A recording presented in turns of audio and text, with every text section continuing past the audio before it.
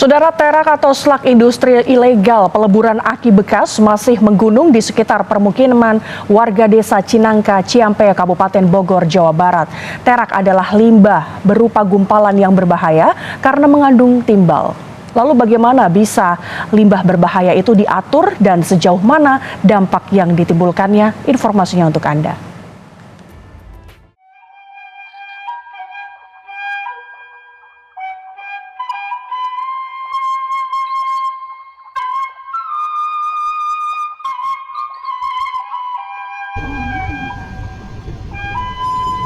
Desa Cinangka merupakan salah satu desa di Kecamatan Ciampea, Kabupaten Bogor.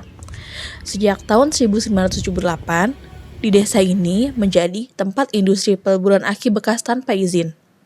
Bagai dua mata pisau, industri ini menjadi penopang ekonomi warga, namun menyimpan celaka dan petaka yang berlangsung hingga saat ini. Malapetaka ini bermula dari pembuangan sisa pembakaran aki bekas yang mengandung limbah B3, seperti timbal, merkuri, arsenik, dan asam sulfat yang dibiarkan di tanah. Pada awalnya, warga tidak tahu resiko bahaya yang ditimbulkan dari proses peleburan aki, hingga gejala kelainan mulai muncul di anak dan cucu mereka. Ayeuna kumaha ayeuna? Ayeuna rasana ieu panas. Dada. Neuli dada. Itu kejang lima kejang. Aya mobil ge eta ayeuna yo bungeutna beuleulem.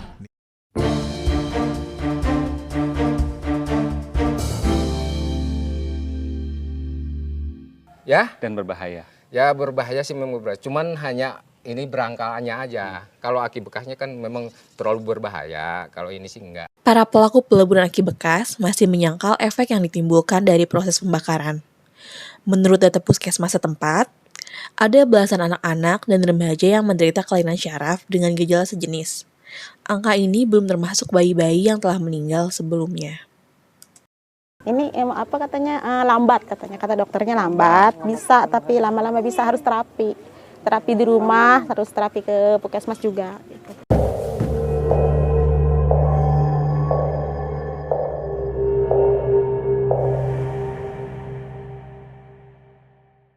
Kita meneliti di Cinangka ini, kalau kita lihat historisnya gitu ya. Jadi pada tahun 1 Juli 2001 ya, tahun 2001, kita berhasil mendesak pemerintah untuk menghapuskan bensin bertimbal di Jabodetabek. Betul. Tetapi Oktober, Kementerian Lingkungan Hidup merilis data bahwa di Serpong, di udara ambiennya, di langit Serpong, Atmosfernya ya. itu udah PB-nya atau timbalnya sangat tinggi. Dan itu dari sini? Nah, waktu itu kita belum tahu.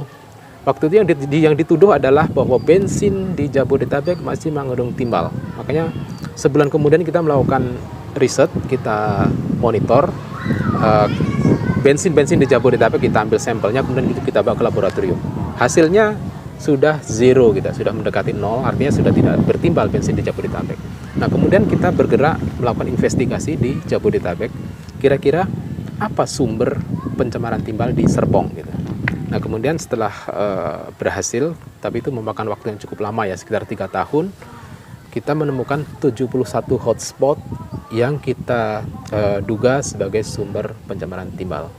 Nah, Adalah Komite Penghapusan Bensin Bertimbal atau yang disingkat dengan KPPB yang menemukan bahwa tahun 2004, kadar pencemaran timbal di Desa Cinangka sudah sangat mengkhawatirkan. KPPB adalah suatu lembaga non-pemerintah yang berkomitmen untuk mewujudkan Indonesia bebas dari bahan bakar bertimbal demi kesehatan lingkungan yang lebih baik. iya, jadi ada gangguan-gangguan yang sifatnya baik mengarah ke fisik maupun Apa contohnya? Fisik? fisik ya. Fisik itu artinya ada ancaman-ancaman ya, Misalnya? menggunakan senjata dan sebagainya. Oh ya, Sekalipun senjata apa? Ya, pisau terutama. Sekalipun itu tidak sampai terjadi kekerasan. Bahwa keinginan kita datang itu sebenarnya semata-mata untuk memberikan informasi yang benar terkait dengan dampak-dampak dari proses peleburan aki bekas yang tidak ramah lingkungan seperti ini. Dan Melalui kerja keras KPPB mengedukasi warga tentang adanya efek samping yang ditimbulkan dari kegiatan aki bekas, warga mulai memahami konsekuensi lingkungan yang terjadi. Bersama pemerintah dan Dinas Lingkungan Hidup, KPPB perlahan memberikan edukasi serta solusi untuk masalah lingkungan dan kesehatan yang terjadi di desa ini.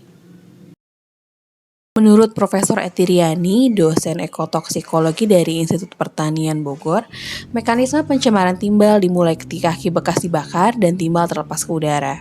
Timbal termasuk kelompok polutan PM2,5 sehingga timbal tidak bisa difiltrasi oleh hidung. Itu adalah sentra pembakaran aki bekas ya, yang ada di Kabupaten Bogor. Ya. Dan pembakarnya itu betul-betul tradisional sehingga memang dibakar di tempat yang terbuka sehingga akhirnya itu akan terbawa kemana-mana oleh udara ya, akan terbawa kemana-mana oleh udara dan sehingga akan menjadi abu terbang ya, akan ada abu terbang yang akan terbawa kemana-mana oleh udara. Kemudian ada satu lagi abu tinggal. Nah, abu tinggal inilah yang akhirnya akan menumpuk banyak sekali. Nah, padahal di dalam aki bekas ini memang bahan utamanya adalah timbal, ya, adalah timbal. Namun tidak pernah ada mineral yang hanya sendiri. Pasti dia akan selalu berasosiasi dengan yang lain, gitu ya. Sehingga akhirnya di dalam hasil abu tinggal dan abu terbangnya ini bukan hanya timbal, tapi juga ada bahan-bahan logam berat yang lainnya seperti Fe, Cu, Zn dan lain sebagainya. Sebetulnya pemerintah sudah melaksanakan salah satunya itu enkapsulasi ya. Tapi enkapsulasi itu kan mahal sekali ya, sehingga hanya ada di satu lokasi. Ya, hanya ada di satu lokasi. Kemudian ada juga yang tanah yang terkontaminasi tadi diambil kemudian yaitu dienkapsulasi tadi. Tapi tidak semua, karena lokasi pembakaran dan tempat pembuangan dari limbah abu tinggalnya itu banyak sekali ya, pemerintah juga tidak mampu semuanya memperbaiki ya, sehingga hanya beberapa lokasi saja yang sudah istilahnya itu dipulihkan karena diambil yang limbahnya tadi kemudian dienkapsulasi. Kerjasama antara KPPB, pemerintah, dan akademisi dalam menangani pencemaran timbal di Desa Cinangka berhasil membuat industri peleburan aki di desa ini tidak beroperasional lagi. Sekarang yang tersisa hanya bekas bangunan pembakaran dan kesadaran warga akan dampak yang ditimbulkan dari pencemaran timbal. Jadi kelompok kami hari ini sudah berada di kantor Desa Cinangka. Rencananya kelompok kami akan survei secara langsung bagaimana kondisi desa ini serta terkait industri aki yang menjadi isu lingkungan di desa ini.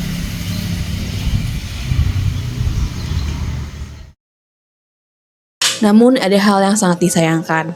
Berdasarkan penelusuran tim kami, masih ditemukan adanya praktik pembakaran terselubung yang masih beroperasional.